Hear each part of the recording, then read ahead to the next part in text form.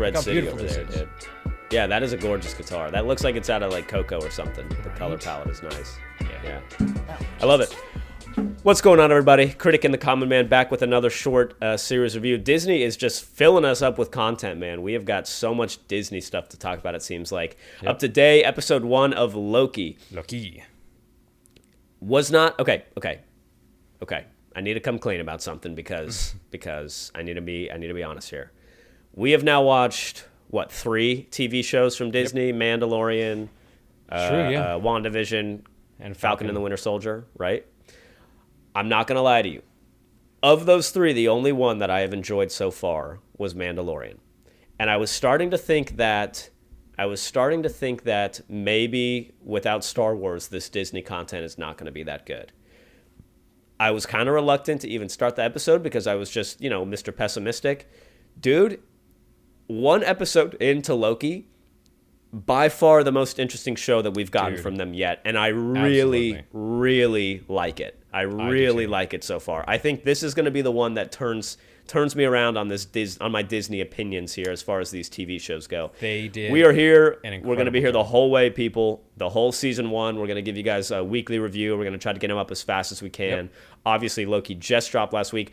Normally they drop on Fridays. I noticed, Chris, that Loki episodes drop on Wednesday now. Yeah. So we're going to have to figure out when we record these. Normally we record on the weekends, so that might make it a little bit tricky. We'll try to make sure we're on time for you guys. But we will figure that out. Dude, start us off, Chris. What did you think? Episode 1 is in the books. We've now watched it. Spoiler warning, by the way, people. If you've not seen Loki, go give it a watch, then come back. Also, if you're not subscribed, we would really appreciate it. We're going to give you one of these reviews every week. Actually, it's what you were meant to do. You were meant to subscribe. So if you don't, you're going to have some very pissed off time police coming after you. Right. The time police are going to be warping into your bedroom right now, beating you with a little mallet or whatever that thing was. I know that you don't want to. You think you have free control, but you have to subscribe. Right. Right. And don't think of it as a comforting thing. You know what I mean? The time gods, the infinite, or what is it? Not the infinite timeline. What do they call it? The sacred timeline. Yeah, the sacred timeline. It's all part of the sacred timeline. Chris, what'd you think, man? 1 episode in. I loved it. I loved it. Tom Hiddleston did a phenomenal job from beginning to end of this episode, from playing his asshole version 1 Loki to slowly turning into the Loki that we grew to love at the end of Endgame. And even the homages to the movies and stuff throughout, the clips that he was watching. But no, it was so well done. It was so well done.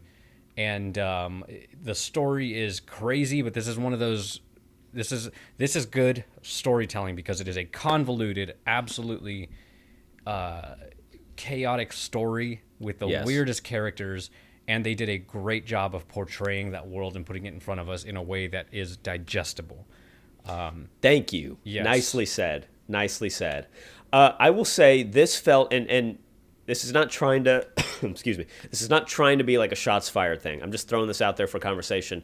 This one felt the least Disney, and it felt the most like this could work as just a totally independent TV show. Like if you tell me there's a TV show about somebody who somehow breaks the normal timeline and then is recruited to help, again, spoiler warning, is recruited to then go and help them find the version of themselves who's like killing people. Which we didn't see that their works. Face.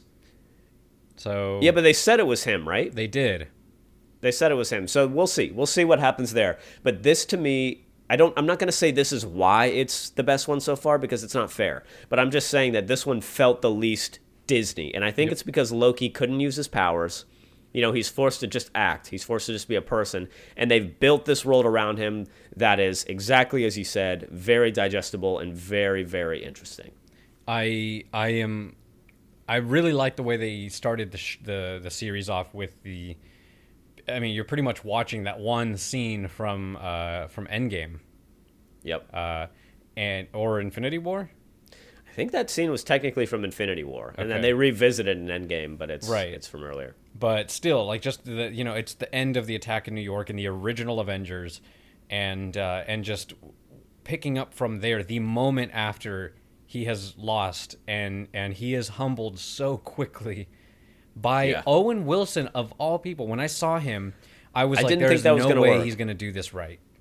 And I didn't think that was going to work. And I didn't think Owen Wilson. But here's the thing: when you think about it, you're talking about this crazy time police inside of this enormous underground city or whatever the hell is going on there.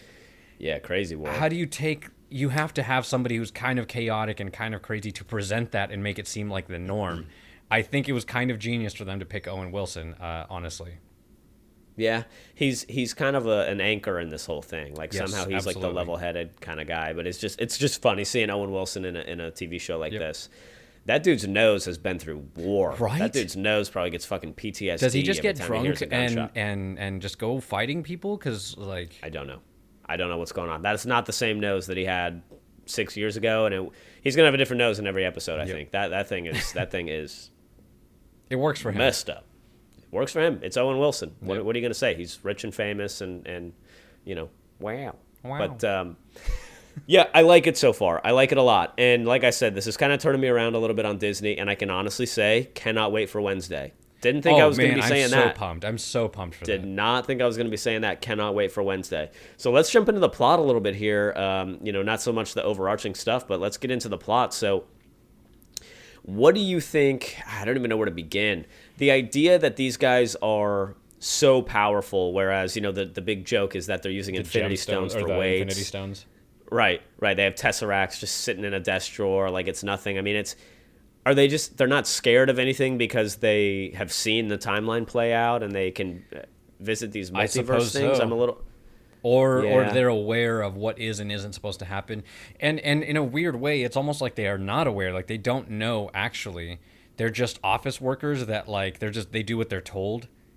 Like, I think the average one working there, I don't think, like Casey, the guy that Loki runs into, he doesn't seem like somebody who's all-powerful or all-knowing. He's just a worker who, kind of got in the way for Loki and helped him inadvertently or whatever. So, I don't know. It makes the place seem more real because not everybody is all-powerful. Right. It's just that it's being led by powerful or technologically superior people or whatever. But the way that Loki keeps calling it a circus and the way that he talks about them being not gods but just advanced makes you wonder if maybe that's the case, are they all-knowing? Are they all-powerful? Or are they just sticking to things that they want to happen? It's... Yeah, we're going to find out. And it's interesting because, Loki being the kind of trickster, evil god that he is, he needs sort of this Ghost of Christmas Past character in Owen Wilson to show him what would be if he doesn't change his ways. And, he kind of, this is what you're going to become. And, dude, a weird moment, by the way, also, when Loki's looking at his timeline, remember that this Loki has not seen Endgame stuff yet. That Loki had never seen Thanos. None of that stuff had happened yet. I think he met Thanos because he was working with.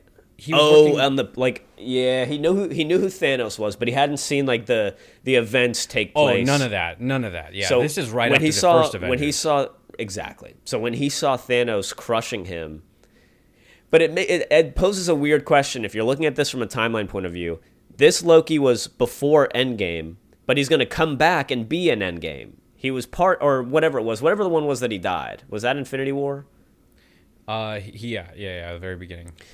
So wouldn't that Loki that came back in the Avengers movie know about what happened because he saw this weird timeline?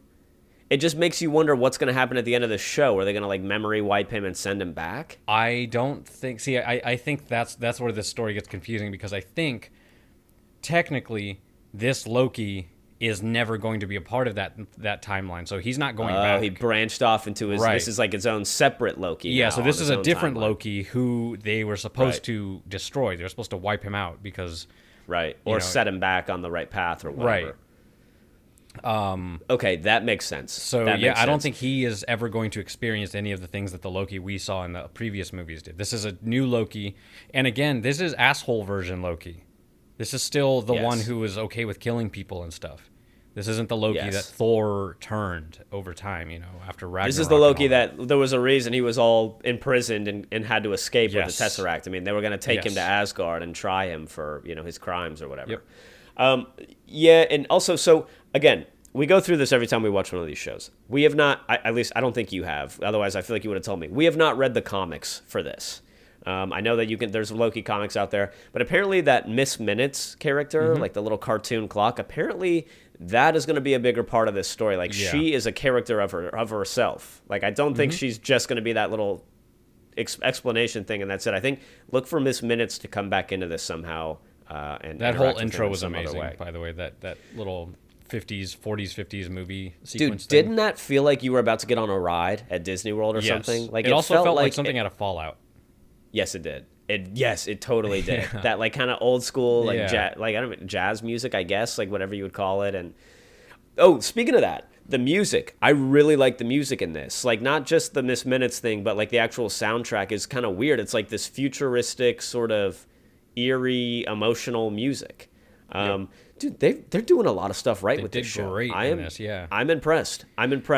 And I didn't expect to like it. And I don't get any cool points for not liking it. You know, I just didn't expect to. I honestly, I'm impressed. So far, this has been the best one yet, the most interesting show they've gotten. And we have to talk about that last scene with Tom Hiddleston where he is seeing all of the stuff happening. I don't know if you saw any of the posts, but that scene, according to the director, was based off of Toy Story. Really? Yeah, so that scene where Loki is being humbled and he's seeing everything that's going to happen, where he sees his mother killed because of his own actions, and Thor or Thanos coming by and then him getting strangled, all of that was modeled after Buzz realizing that he's a toy. Oh man, I remember so that. you see him go through when he all saw of the emotions. Commercial, like the Buzz Lightyear commercial on the TV or whatever it was. Yes.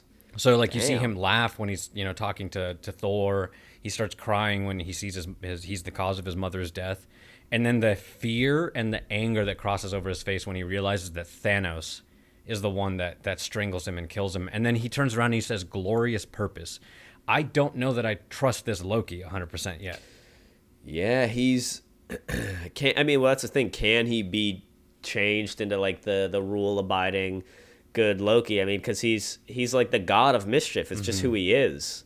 But that doesn't mean he has to be evil. And I loved Owen Wilson, or his character. I can't remember his name, but his character going and like talking to him about all the shit he was doing. When he's like, a god of mischief? Like that doesn't seem mischievous. Like that's murder. And just, I don't know, man. I'm very, very intrigued to see how this character develops, because I think a lot of people are expecting a similar Loki, and I don't think this is going to be the same Loki. I think this is going to be surprising. Well, they've set themselves up with an incredible plot. I really want to know how this goes. I want to see who this Loki is that branched off and diverged and became evil, and why and how, and is he more powerful somehow? Has he found something? They've set themselves up for a great show here. And we're starting to see the threads to the multiverse movies that are coming out. The multiverse is coming together. And I like it so far. I like how we've kind of tied this in.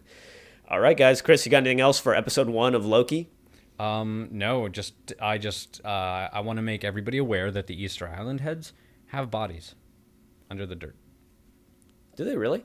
Yeah, there's whole bodies buried under there. I'm going to have to verify that, because I feel like I've heard that before and then it was later debunked. I'm going to have to check into that and make... Probably. That's it, guys. We really appreciate a thumbs up or a thumbs down. We always say it, fair is fair. And if this is your first time checking with us and you want to come back as we go through more Loki, a subscribe is always greatly appreciated. The great thing about this channel is it's very small. I think at the time of this recording, we have 52 subs. We love all 52 of you greatly. But the great thing about having a small channel is that if you leave a comment, we will absolutely interact with you. We can't say that some weird sex ad or something's not going to come in and try to interact also, but all we can say is that if you leave a comment on our video, we can almost guarantee it. We're a magnet for them. We will interact. That's it, everybody. Critic and the Common Man, Loki. We'll see you guys next week for episode 2, and we are out of here. Peace.